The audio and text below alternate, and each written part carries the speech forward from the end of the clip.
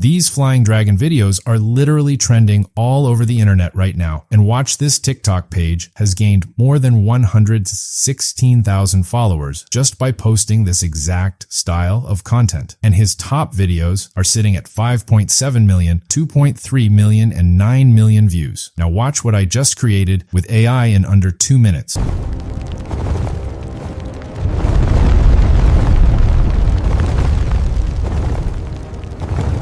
I am going to show you the totally free method to create these yourself right now. Make sure you have subscribed because we are starting immediately. First, open ChatGPT and click on Explore GPTs. Search for Flying Dragon Generator and click on the first result. Open the GPT and click Start the Generator. It will instantly provide you 10 viral Flying Dragon ideas to choose from. And if you do not like any of them, you can simply ask for more and it will generate fresh ideas for you. I am going with number 2. Hit enter, and within seconds, ChatGPT provides you one image prompt and one video prompt for that concept. Everything you need is right here. Copy the image prompt and head over to Google Flow. Select the image option and make sure all your image settings are turned on. Paste the prompt in and hit enter. In seconds, Google Flow will generate ultra-realistic images for your scene. The level of detail and realism here is genuinely impressive. The dragon, the environment, the lighting, all of it looks cinematic straight out of the generation. Now choose the image you like the most, click the 3 dots and choose Animate. Go back to ChatGPT, copy the video prompt and paste it in. Hit enter and your viral flying dragon video will be ready in seconds. Watch how smooth and realistic the motion is. This is the kind of content that stops people mid-scroll and sends them straight to your page. Now, watch another one I created using the exact same method.